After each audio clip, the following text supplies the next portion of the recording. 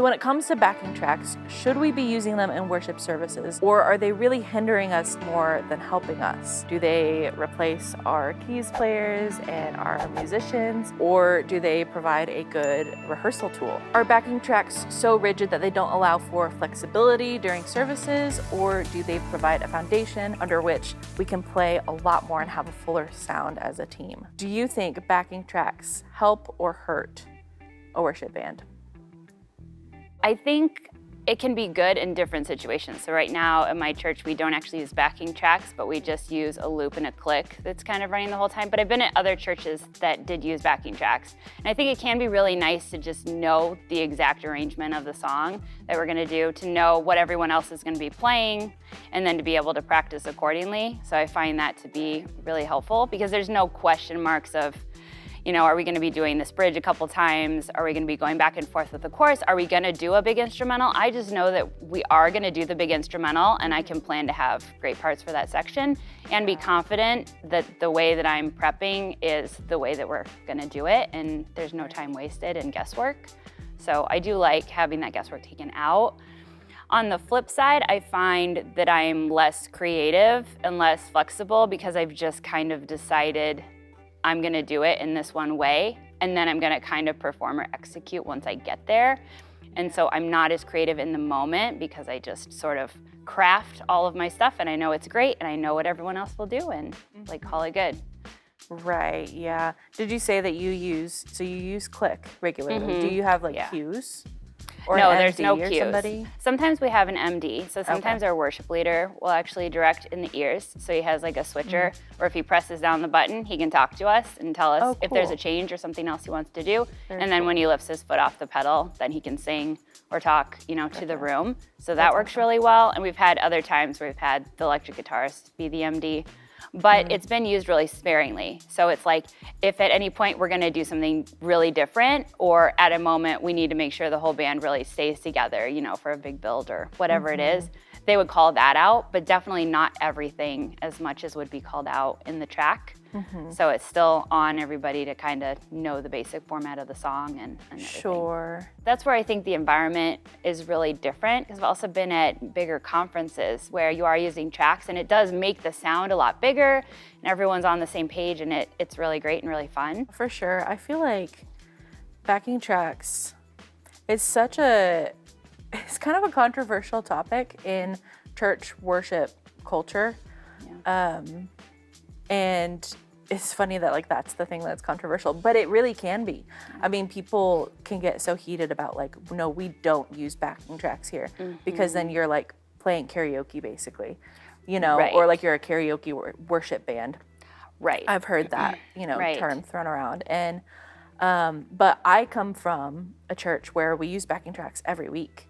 Yeah. And it can be really, really helpful. I mean, we show up, we don't have a midweek, so we show up on Sunday morning, having listened to the tracks, and it's actually all bounced together, so we know exactly how much time between each song. Oh, that's really good. So transitions, I can practice them, I know what I'm gonna do. Oh, wow. Okay. So we show up, and then we just run through it, and everybody knows their stuff, and we're good to go, which can be really, really helpful for certain situations and certain congregations, but could be really hindering in other situations. Like you mentioned that you guys flow a lot in your service, and you're very spirit-led in the way that you just see how the Spirit's moving as you're going through worship. And I think there's pros and cons for sure to both, but it feels like so often it has to be one or it has to be the other. There's no in between. Yeah. There's no gray area. Right. They're good or bad, Right, especially with tracks, because you have that going the whole time. Because if you do just have the click track and you have the MD, you could play the arrangement just like the record for whatever song that is. You could plan to play it that way, and then you could, with the MD or with a worship leader who's able to really strongly vocal cue where they want to take it, then you could make changes in the moment with that. But it does seem a lot harder because there's a risk. I mean, if you just were to stop the track, or you're right. There's like a huge sonic. I mean, it would pull everyone out of the moment because or like if you changes. get off the click or get off the track. I've been at churches where that happens often, like where you have a musician that just can't keep up with it, or just like everybody starts to slip back or get too fast, and then you're off the click, and then things are all confusing, and it's, you know, just really awkward for the congregation listening, like if they can tell. Sometimes they can't tell, you know. So are there ever changes within the worship set, like from that like track setup of like it's going to go this song to this song to this song? Is there anything that happens that causes you to divert from that? Sometimes, yes. Usually it's like they'll make decisions during the practice. So like, hey, once we end this last song, like we're gonna go back into that, or we're gonna leave space to see if maybe we want to go back into it, or sometimes what they'll do is we'll play like 2 songs and then have a pastoral moment, is what they'll call it, where they just like, it stops. And like I would continue playing as a keys player, whatever my worship leader instructed me to do, or suggested, and then like there would be a moment that someone would be leading the congregation through singing or praying or like speaking or whatever, or the pastor may come up, and then we'll all be on the same page, like, hey, whenever the click starts again, like we're going back into the next song. So there is room for sure, but not nearly as much as if you're just approaching your service with like, we're using this to keep time, and that's it. Like that's all you're gonna, you know, follow. For sure. Do you feel like it's hampered your creativity at all, or do you feel like you're able to be creative just within the structure of like, this is firmly how we're gonna do the song? Yeah.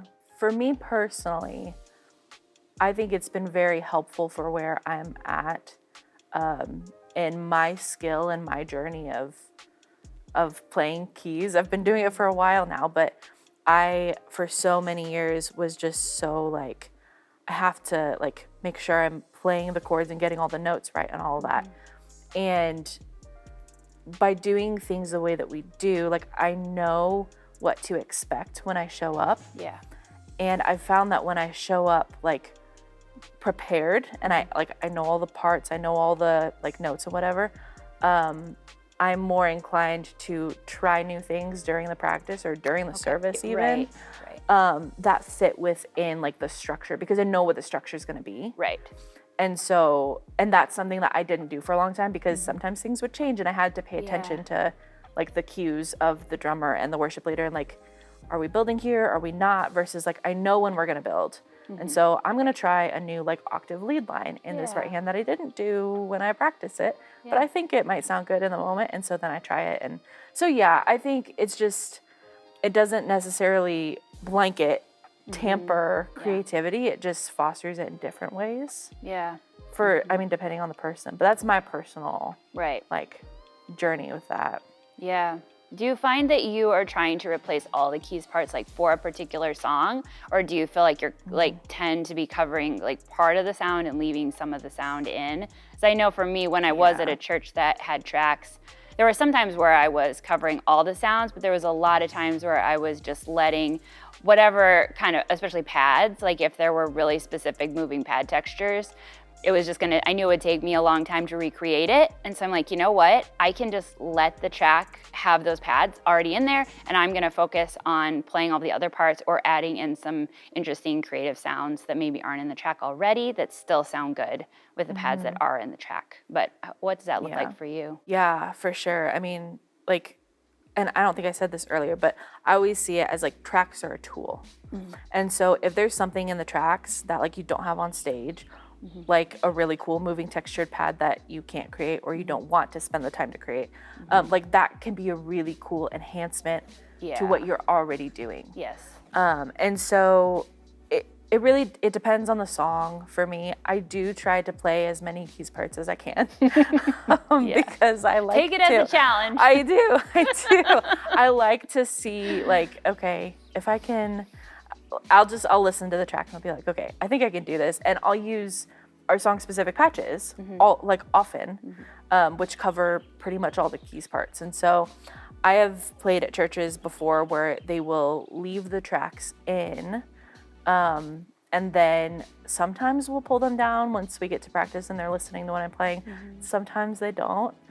And I have not always been a great communicator in the past with like the sound person to be like, hey, I'm gonna be playing like keys 1, keys 2, keys 3 that were in the tracks that were uploaded to like the app or whatever and to listen to. And so in the past when I've not done that, I have shown up and felt like I was not, like I didn't matter as much. And so this is another thing that I think is a really important topic. With tracks, they're a tool, right? They can cause like your members to not feel empowered to do what they do. Right. And I know that because I felt it. Yeah. And that sucks, like to show up and to be playing and then I take my ear out and I literally hear the track is louder than me in the hall. Right. And it's not always necessarily the sound person's fault. It's really on me for not communicating that to them. Like, hey, here's all the things that I'm playing. But like having that relationship and that direct line of communication or to the worship leader or whoever is in charge of that stuff, I think is a really important key to fostering that like feeling of, hey, I'm bringing something of value to the team. Yeah. I'm not just being replaced by like the track that you just press play and it sounds perfect. And I can never sound as good as that anyway because I'm not quantized to the beat and whatnot. So yeah, I think that like that's a part of the conversation that can be kind of hard to have, you know? Right, because you are competing with this highly produced product and then you're trying to recreate it in your own way, in a new way, and even if you are trying to replicate the parts that are already in the track, it's still going to be different. So you feel like you're almost competing with the track as another person. And so I do agree, like being able to have both the confidence that you can do it or the confidence of what part of it you can do so you can communicate that really clearly and that you want to do it or that you're going to rise to it. And then being able to have that conversation, I think, is so important about which parts you are going to do and which parts could be left in the track. Because otherwise, you are kind of being replaced in the sound. And they might not even notice, depending on the level of skill with them, they might not notice that you are already exactly covering those things. And I, too, have had that experience where I had to have that conversation. Like, I am going to be playing that. Yeah. And, you know, the question was, like, can you do it? Can you really do it? Because if not, then I want to hear it in the track. And I had to have the confidence to be able to say, yes, I can. I have the skill to do it, and I've learned it, and I'm going to nail it. And you can trust me to nail it. And when you have that trust, too, with your worship leader, then I think you're able to make progress and kind of find an in-between where it can still add to the full sound, but then you can also play the parts that you want to play. I mean, there was lots of times where it's just not possible to play all of the keys parts that you hear in the track. Like some of these really full songs, it's just not possible. And so, you know, I love just picking the part that I like, that I found the most fun, and then leaving the rest of the track, and then you can kind of just have your cake and eat it too, I guess. But yeah, that conversation, I think, is so key in building that trust with both the worship leader and the front of house people that you have, so that you're able to have really good conversations and that they're able to really know you and what you're bringing to the table, because all of this kind of comes together, I think. Right. So yeah, and like with keys players, similar to guitarists, but a little bit different because of the nature of our setup. Like, especially if you're switching off or you're rotating in and out between you and another member on your team, or multiple other members, like the way that you play could be drastically different from the way someone else plays. For sure, yeah. Like you could have another member of your team that just plays piano. Like that's what they're comfortable with, or they just play piano pads. And so the sound person, like always, if you're using tracks, always has the tracks in because they're trying to fill the space that they're not, you know, taking up. Again, using them as a tool in a smart way. But then whenever you switch out they don't like think about it, or they don't realize that, oh, you play differently or you play different types of sounds. When there's not that direct conversation, it can get lost and cause like some unsaid hurt, you know, which is just not fun to deal with. Right, and that's where I think is worth considering too, like where are tracks part of the overall sound, and where are the keys sound part of the overall sound? Because I think just like with electric guitar, they're bringing in a lot of lead sounds, rhythm, and then also ambient textures, and it's the same on keys. And so sometimes I wonder if there's places where they've changed the whole overall sound because they've added tracks, but maybe you still have the keyboardist like just playing piano, when really you could level up just all the key sounds in general so that they are able to add in more sounds, at least like pads and different kinds of textures. And then you don't need the track to do as much. And then that keys player is also empowered to be able to play more and use different types of sounds. I know that was the case, like especially at our church when I was first starting to play, because we just had the Nord and everyone else on keys was just playing piano. And then I was playing with a lot more sounds. So week to week, sonically, it was very different because I'm playing with all of these like, full lush pads. And then on all the other weeks, it was just piano, which still sounds great, but it's just a really different sound.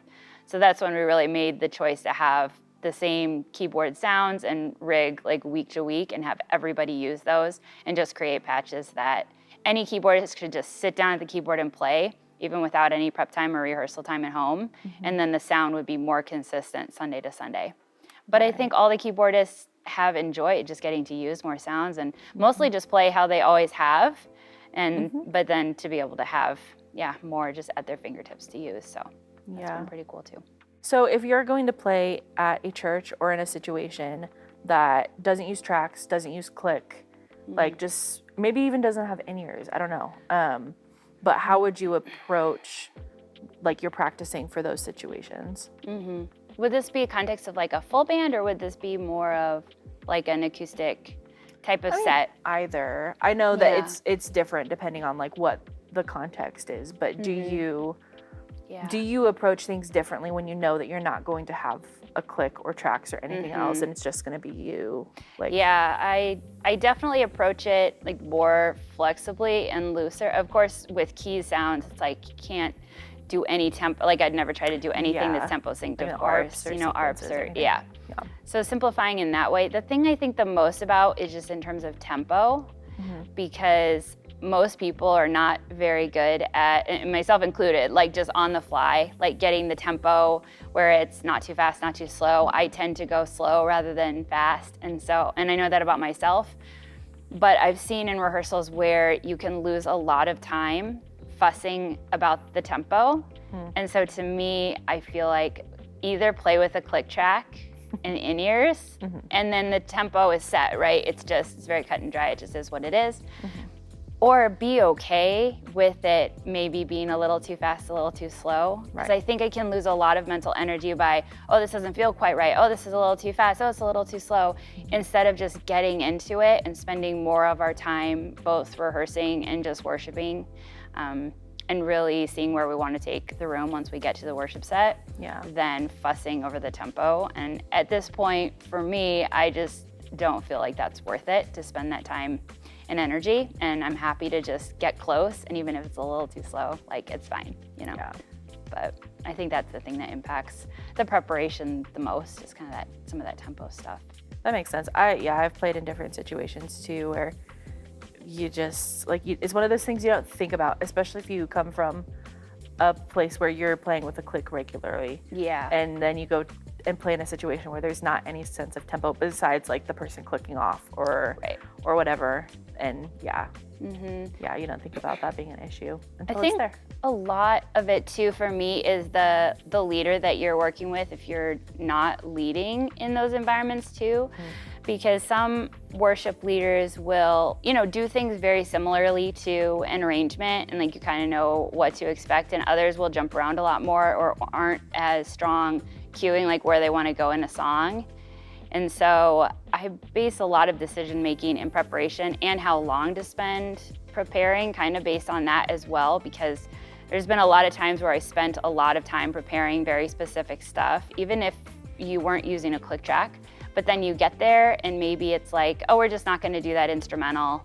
Or maybe let's have an intro on keys even though the recording doesn't have an intro on keys. Right, I know. Or like maybe we're going to stay on the bridge for a really long time, And that's where some of the tempo stuff has kind of tripped me up at times as well, where I've thought we were going to be doing the song, fairly slowly. And then it's like, no, the feel that they had was a lot quicker and totally different. So now suddenly all these slow, beautiful, like melodic lines that I have planned, like it's all off the table. Like there's no way I can play any of it. So then just adjust. But in order to kind of help my own heart and soul and my time spent preparing, I found certain leaders or certain environments where it just makes sense to have a basic sense of the song and then really see how it's going to go in the rehearsal. In your opinion, how do you think a worship leader or a team or a band should approach introducing tracks, click, cues, MD situation into their weekly schedule? How they do things every Sunday? What things should they consider? And what are some questions they should ask themselves before making a decision? Yeah, I think if your team is not playing at all with a click track, if you're not using a click track or you're not using a track of any kind, I think starting with some of the conversations with musicians, if you don't know where they're at, I think is really, really key. Yeah. Because some musicians have spent a long time playing to a metronome and it's like really easy and really comfortable. Others, they may have never played with one ever. If they just were self-taught and were, playing the guitar in their room and then now they've joined the band and they're getting all the rhythm from the drummer, like they might not have ever played with a click. And so I think if you're not clear on that for everyone in your team, that would be a really good first step to just kind of know where everybody is at with that. And then to start to consider having some rehearsals where you're introducing it and just starting to see how hard or how easy is that going to be for everyone on your team. And does it make sense to kind of try to solidify the timing and is it a helpful tool? Because again, even like what you were saying with tracks, like I think that the metronome and the click it's also supposed to be a helpful tool.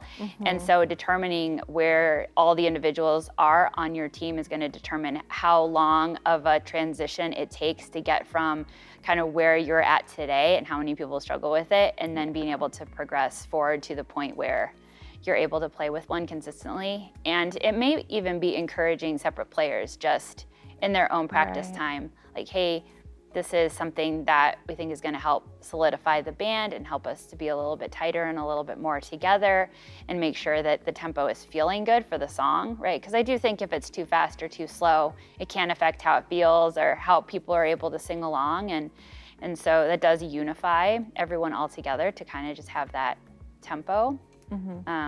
But I think being able to have those conversations and cast a little bit of vision about why you think that making that change would be really helpful. And then from there, maybe talking about, same thing with the track, right? Like the vision for like, why would we want to have a track alongside with everyone in the room and really be able to have those one-on-one conversations with people to see how they're feeling and to keep them from feeling like replaced or like it's some sort of statement like our band is not good enough. Right, yeah. Or we just want to sound like Bethel, so like we want to have the track. Otherwise, if it's not spoken, I think people could make up stories that are just not true, and it could actually do more damage than it's helpful. For sure. So I mean, it's so easy. Like, for everyone's gonna have an opinion when you make any kind of change in a church, ever. Like, people are gonna have opinions about it, and so when it's something as big as like changing the way that you function as a worship team, being very clear about like, hey, we're using this as a tool, not for like our own self-glory, not for like to sound like Bethel or Hillsong or any of these, because we're not. But we're just trying to support what we're already doing, just being clear on that is for sure important. Yeah, it's definitely true. So in closing, backing tracks can be very useful depending on the situation, depending on the band, but you really have to consider who your members are, what their skill level is, and what you're trying to do with the choice to introduce backing tracks into what you're doing. And really just weigh, like, is it going to help us more or is it going to hurt us or hinder us? Yeah. And one other thing I was going to say about it is it can be just a really helpful rehearsal tool for people. Like, that's how I first started just listening to the parts, because we found that a lot of keys parts are just really hidden in the track and you can't hear them. And a lot of times they're sitting underneath all the guitar parts that you can hear really, really clearly, or the vocals. And so I've just found it so helpful to be able to isolate all those separate parts, be able to hear everything, and it really helps you grow in your ability to plan out the key sounds, I think, and figure out how you want to play it. So even for people to be able to just do that listening, I think is a great resource for your team. And that in and of itself, even if you weren't using tracks on a Sunday morning, I think is so great to be able to offer to people, because then they can actually practice along with it and hear their part and really grow as a player. So. Yeah, that's a great point. Let us know in the comments below if you have an opinion on this. We want to know, do you use backing tracks? Do you not use backing tracks? Do you have a click, an MD? What's your situation and what do you think about it?